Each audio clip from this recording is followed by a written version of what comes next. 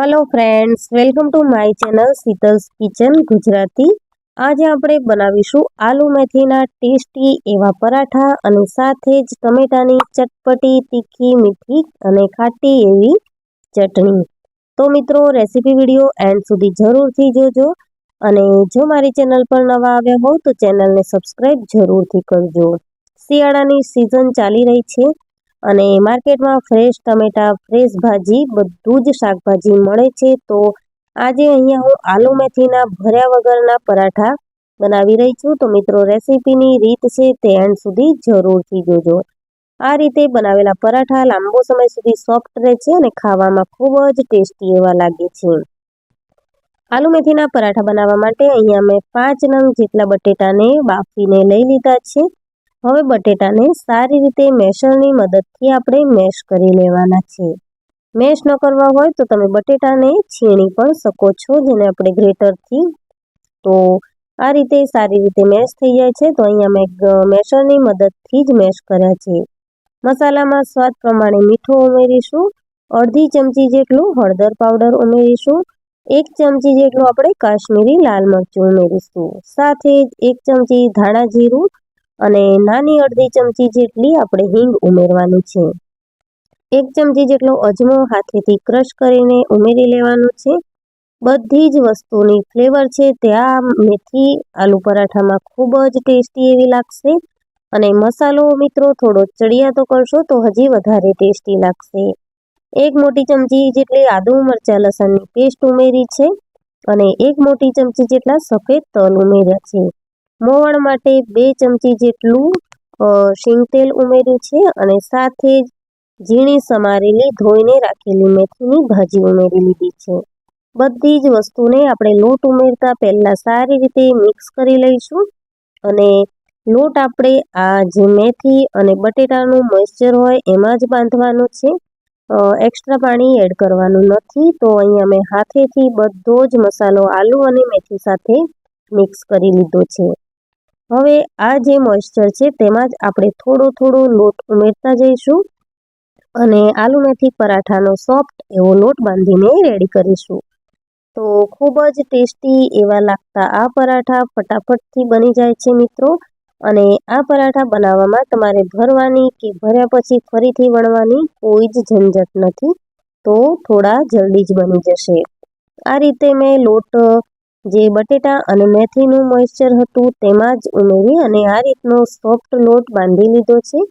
થોડું તેલ લગાવી અને લોટને સરખો કરી લઈશું।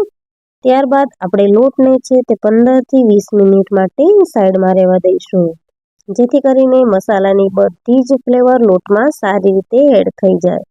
કોઈ પણ તમે રોટલી કે પરાઠા કે થેપલા બનાવો ત્યારે લોટને બાંધી અને 15થી 20 મિનિટ રહેવા દેશો તો તેમાં તમારા પરાઠા, રોટલી કે થેપલા ખૂબ જ સારા એવા બનીને રેડી થશે। આલુ મેથી પરાઠા સાથે ખાવા માટે આપણે અહીંયા ટમેટાની ચટણી બનાવીશું। તો ટમેટાની ચટણી બનાવવા માટે મેં પેનમાં 1 ચમચી જેટલું તેલ સાથે 4 થી 5 કળી લસણ ઉમેરી છે અને આ રીતના સારા એવા લાલ ટમેટા લઈ અને વચ્ચેથી કટ કરી અને આપણે તેને ઉમેરી લઈશું। આ ટમેટાને આપણે બાફવાના છે એટલે પેનમાં આ રીતે જ આપણે થોડું મીઠું એડ કરી દઈશું ટમેટાના ભાગનું અને આ રીતે મિક્સ કરી અને આપણે પેનને કવર કરી દેવાની છે। લગભગ 5 મિનિટ જેવું થશે અને આપણે સાઈડ બદલીશું ટમેટાની ચટણી બનાવવા માટે મિત્રો તમારે ટમેટા છે તે સારા એવા લાલ કલરના હોય એવા જ લેવાના, જેથી કરીને ચટણીનો કલર છે તે ખૂબ જ સારો આવશે। આ રીતે ટમેટાની સાઈડ આપણે પલટાવી લીધી છે અને ફરીથી 2 મિનિટ જેવું ટમેટાને બફાવા દઈશું। તો આ ટાઈમે ટમેટા છે તે આપણા બફાઈ ગયા છે। તો હવે બધા જ ટમેટાની આપણે છાલ ઉતારી લેવાની છે। આ રીતે ચીપિયાની મદદથી હાથેથી ઉતારવા જઈશું તો આપણને દજાશે, એટલા માટે અહીંયા મેં ચીપિયો યુઝ કર્યો છે અને જો ઠંડા થવા દીધા પછી ઉતારીશું તો છાલ બરાબરથી નહીં ઉતરે। તો શિયાળાની સિઝન ચાલી રહી છે અને માર્કેટમાં ટમેટા છે તે પણ ખૂબ જ ફ્રેશ એવા મળી રહ્યા છે। તો મિત્રો આ ચટણીની રેસીપી તમે તમારા ઘરે જરૂરથી ટ્રાય કરજો। ખૂબ જ હેલ્ધી એવી આ ચટણીની રેસીપી ખાવામાં પણ ખૂબ જ ટેસ્ટી એવી લાગે છે। તો આ રીતે મેં બધા જ ટમેટાની છાલ છે તે ઉતારી લીધી છે અને હવે આપણે ટમેટાને મેશ કરી લેવાના છે. તો હું પેનમાં જ મેશરની મદદથી ટમેટાને મેશ કરી રહી છું. અને જો તમારે પેનમાં મેશ ન કરવા હોય તો તમે કોઈ પણ બાઉલમાં કે બીજા વાસણમાં કાઢીને પણ ટમેટાને મેશ કરી શકો છો. પરંતુ આ રીતની મારી પેન હતી થોડી ઊંડી, તો મને આમાં જ કમ્ફર્ટેબલ લાગ્યું, તો મેં આમાં જ મેશ કરી લીધા છે. તો ટમેટા અને લસણ બધું જ આપણે સારી રીતે મેશ કરી લઈશું. તો ચટણી છે તે ખૂબ જ ટેસ્ટી એવી આપણી બનીને રેડી થશે. આ રીતે બધા જ ટમેટા મેશ થઈ ગયા છે. હવે ચટણીમાં ઉમેરાતા બીજા ઇન્ગ્રેડિયન્ટ્સ ઉમેરી લઈશું. તો બીજા ઇન્ગ્રેડિયન્ટ્સમાં આપણે ઉમેરવાના છે 1 વાટકી જેટલા ઝીણા સમારેલા લીલા ધાણા, સાથે જ એક મીડિયમ સાઇઝની ડુંગળીને આપણે ઝીણી ચોપ કરીને ઉમેરી લેવાની છે. સ્વાદ પ્રમાણે મીઠું ઉમેરી લઈશું અને કલર માટે આપણે અડધી ચમચી જેટલું કાશ્મીરી લાલ મરચું ઉમેરીશું. આ ચટણી વધારે પડતી તીખી નથી હોતી, તો આપણે અડધી ચમચી કાશ્મીરી લાલ મરચું ઉમેર્યું છે, જે કે તીખું નથી હોતું. અને તીખાશ માટે અહીંયા મેં લીલું મરચું અડધું જ કટ કરીને ઉમેર્યું છે, જેથી કરીને આ ચટણી છે તે ચટપટી બનીને રેડી થશે, પરંતુ તીખી સહેજ પણ નહીં થાય. તો આ રીતે બધી જ વસ્તુને મિક્સ કરી લઈશું અને ચટણીને આપણે કોઈ પણ બાઉલમાં લઈ લઈશું. તો રેડી છે મિત્રો આપણી ટમેટાની ઇન્સ્ટન્ટ એવી ચટપટી ખાટી મીઠી ચટણી. આ ચટણીમાં તમારે ગળ પણ ઉમેરવું હોય તો તમે ઉમેરી શકો છો, પરંતુ અહીંયા મેં આલુ મેથીના પરાઠા સાથે આ ચટણી સર્વ કરવાની છું, તો અહીંયા મેં ગળ પણ ઉમેર્યું નથી, પરંતુ આ ચટણીમાં ગળ પણ તમે ઉમેરી શકો છો. આલુ મેથીના પરાઠાનો લોટ સેટ થઈ ગયો છે આપણો, અને ચટણી પણ ફટાફટથી બનીને રેડી થઈ ગઈ છે. તો હવે આપણે જે પરાઠા છે તે બનાવી લેવાના છે. પરાઠાનો લોટ સરસ એવો સેટ થઈ ગયો છે, તો 1 થી 2 મિનિટ જેવું લોટને આ રીતે મસળી લઈશું. અને લોટ છે તે સારી રીતે સેટ થઈ ગયો છે, તો એક સરખા સાઈઝના આપણે લોવા કરી અને આપણે પરાઠા છે તે બનાવી લેવાના છે. અહીંયા હું પતલા પરાઠા બનાવી રહી છું, તમારે જે પ્રમાણે થિકનેસ રાખવી હોય તમે રાખી શકો છો. તો 3-4 પરાઠા હું અત્યારે બનાવી રહી છું, કારણ કે પછી જેમ જેમ ખાવા હશે તેમ તેમ આપણે ગરમ જ બનાવીને સર્વ કરીશું. તો આ પરાઠા છે કે થેપલા છે, એવી વસ્તુ ખાવામાં ગરમ હોય તો જ સારી લાગે છે મિત્રો. એટલા માટે હું અત્યારે 3 થી 4 જ પરાઠા બનાવી રહી છું. આ રીતે આપણે સૂકો લોટ લઈ અને પરાઠાને બને એટલો પતલો વણી લઈશું અને આ રીતે આપણાથી જેટલો ફેલાવાય એટલો ફેલાવી લેવાનો છે. ત્યારબાદ વચ્ચે આ રીતે તેલ લગાવી અને પરાઠાને આપણે ટ્રાયંગલ શેપમાં ફોલ્ડ કરી લઈશું. તો આ રીતે હું એક ટ્રાયંગલ શેપનો પરાઠા બનાવીશ અને બીજા 2 અલગ શેપમાં બનાવીશ. તો તમે જોઈ શકો છો મિત્રો કે પરફેક્ટ એવો ટ્રાયંગલ શેપ આપણા પરાઠાનો આવી ગયો છે અને પરાઠો છે તે એકદમ પતલો એવો આપણે બનાવીને રેડી કર્યો છે.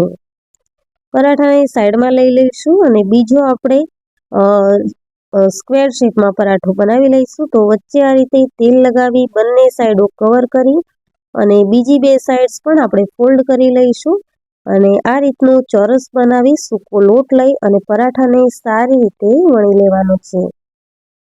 તો આ રીતે તમારે સાઈડમાં જ વણવાનું છે. જો તમે ગોળ ગોળ ફેરવતા જઈને વણશો તો પરાઠો તમારો ગોળ થઈ જશે, પરંતુ આ રીતે સાઈડ્સ જ આપણે વણીશું તો પરાઠો ચોરસ સારા સ્ક્વેર શેપમાં જ રહેશે અને સરસ એવો આપણો આ પરાઠો બનીને રેડી થયો છે. ત્રીજો પરાઠો છે તે હું રાઉન્ડ શેપમાં જ રાખી રહી છું અને હવે આપણે પરાઠાને શેકી લઈશું. તો પેનમાં થોડું તેલ લગાવી અને આપણે પરાઠાને મીડિયમ ગેસની ફ્લેમ ઉપર શેકવાનો છે, જેથી કરીને પરાઠામાં એક ક્રિસ્પીનેસ આવી જાય અને આપણે આલુ મેથીના પરાઠા બનાવ્યા છે એટલે તે સોફ્ટ તો રહેવાના જ છે. તો આ રીતે મિત્રો થોડું થોડું 2 થી 3 ટપકા જેટલું તેલ ઉમેરતા જઈ અને આપણે પરાઠાને સાઈડ બાય સાઈડ પલટાવતા જઈ અને મીડિયમ ગેસની ફ્લેમ ઉપર શેકી લેવાના છે. આ રીતે થોડું પ્રેસ કરશો એટલે પરાઠા છે તે સરસ એવા ક્રિસ્પી બનીને રેડી થશે અને સોફ્ટ તો તે લાંબા સમય સુધી રહેશે. તો મિત્રો જે રાઉન્ડ શેપનો પરાઠા હતા તેને મેં શેકી લીધા છે અને હવે હું ચોકોરવાળા પરાઠા શેકી રહી છું. તો મિત્રો ભરવાની ઝંઝટ વગર બનેલા આલુ મેથીના આ પરાઠાની રેસીપી તમને કેવી લાગી તે મને કમેન્ટ સેક્શનમાં જણાવજો. અને સાથે જ જે ટમેટાની ચટણીની રેસીપી મેં શેર કરી તે તમને કેવી લાગી તે પણ જરૂરથી જણાવજો.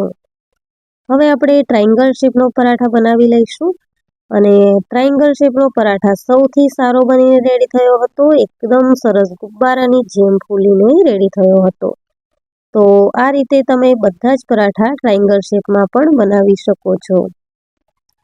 તો મિત્રો ફ્રેશ મેથીની ભાજી અને ફ્રેશ ટમેટા લાવી તમે પણ આ રેસીપી જરૂરથી ટ્રાય કરજો.